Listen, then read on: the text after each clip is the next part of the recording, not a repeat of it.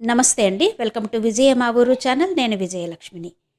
ఈ సంవత్సరం 2024 తిరుమల శ్రీవారి బ్రహ్మోత్సవాల తేదీలు, శ్రీవారి వాహన సేవల వివరాలు, శ్రీవారి బ్రహ్మోత్సవాల సందర్భంగా టీటీడీ తీసుకున్న కొన్ని ప్రత్యేక నిర్ణయాలు మొదలైన విషయాలు ఈ వీడియోలో తెలుసుకుందాం.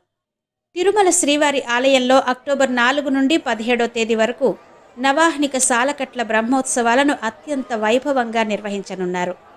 అక్టోబర్ 3వ తేదీ సాయంత్రం అంకురార్పణతో ఈ ఉత్సవాలు ప్రారంభం కానున్నాయి. అక్టోబర్ 12వ తేదీ రాత్రి 8:30 జరిగే ధ్వజావరోహణంతో బ్రహ్మోత్సవాలు ముగుస్తాయి. అసలు శ్రీవారి బ్రహ్మోత్సవాలు ప్రతి సంవత్సరం ఎందుకు చేస్తారు? ఈ బ్రహ్మోత్సవాలను మొట్టమొదటి ఎవరు చేశారు?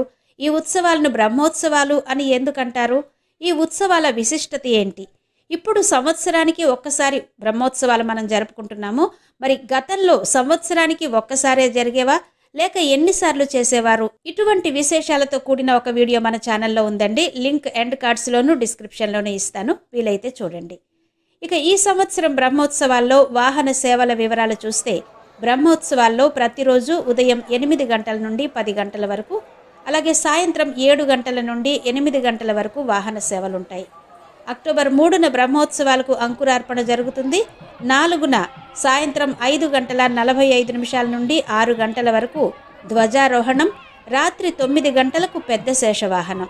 ఇక అక్టోబర్ 5వ తేదీ ఉదయం 8 గంటలకు చిన్న శేషవాహనం, మధ్యాహ్నం 1 గంట నుండి 3 గంటల వరకు స్నపనం, రాత్రి 7 గంటలకు హంసవాహనం. అక్టోబర్ 6వ తేదీ ఉదయం 8 గంటలకు సింహవాహనం, మధ్యాహ్నం 1 గంటకు స్నపనం, రాత్రి 7 గంటలకు ముత్యపు పందిరి వాహనం. అక్టోబర్ 7వ తేదీ ఉదయం 7 గంటలకు కల్పవృక్ష వాహనం, మధ్యాహ్నం 1 గంటకు స్నపనం, రాత్రి 7 గంటలకు సర్వభూపాల వాహనం. అక్టోబర్ 8వ తేదీ ఉదయం 8 గంటలకు మోహిని అవతారం, సాయంత్రం 6:30 నుండి రాత్రి 11:30 వరకు గరుడ వాహనం. శ్రీవారి బ్రహ్మోత్సవాల్లో గరుడ వాహనానికి విశిష్టమైన స్థానం ఉంది. గరుడ వాహనం విశిష్టత, అలాగే గరుడ వాహన సేవ ప్రాధాన్యత గురించి కూడా వీడియో ఉంది. లింక్ ఎండ్ కార్డ్స్లోను డిస్క్రిప్షన్లోనే ఇస్తాను, ఒకసారి చెక్ చేయండి. అలాగే శ్రీవారి మోహిని అవతారానికి సంబంధించిన వీడియో లింక్ కూడా ఇస్తాను, వీలైతే చూడండి. ఇక అక్టోబర్ 9వ తేదీ ఉదయం 8 గంటలకు హనుమంత వాహనం, సాయంత్రం 4 గంటలకు స్వర్ణరథం, రాత్రి 7 గంటలకు గజవాహనం.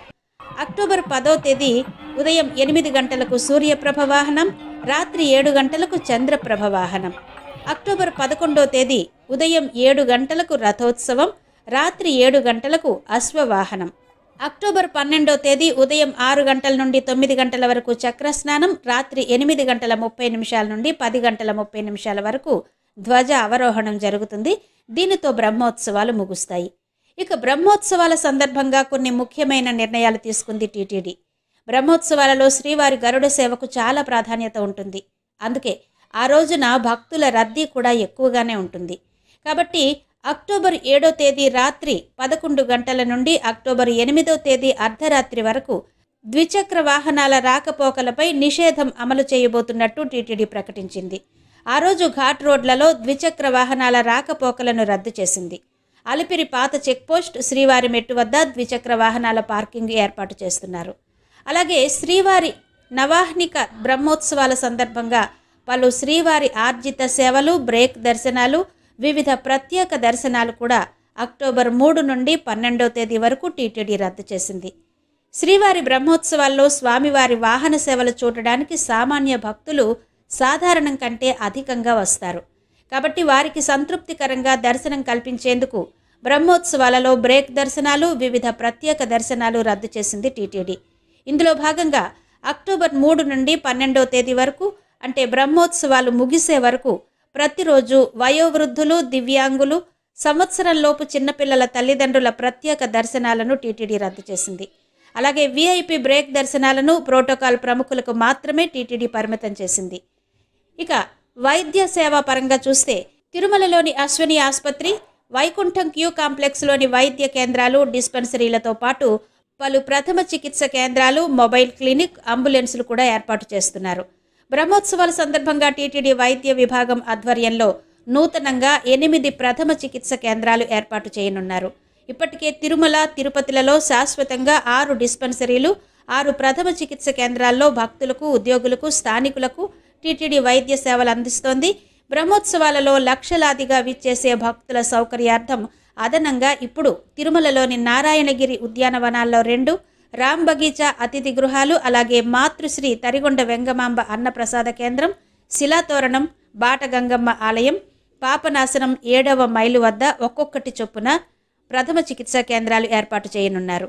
ఇక శ్రీవారి సాలకట్ల బ్రహ్మోత్సవాల నేపథ్యంలో అక్టోబర్ 4 నుండి 12వ తేదీ వరకు భక్తుల సౌకర్యార్థం టీటీడీలోని వివిధ ట్రస్టులకు, పథకాలకు విరాళాలిచ్చినటువంటి దాతలకు కేటాయించే గదులను టీటీడీ రద్దు చేసింది. అదేవిధంగా అక్టోబర్ 4న ధ్వజారోహణం, అక్టోబర్ 12న చక్ర స్నానం జరిగే రోజుల్లో మినహా మిగతా రోజుల్లో దాతలను దర్శనానికి అనుమతిస్తారు.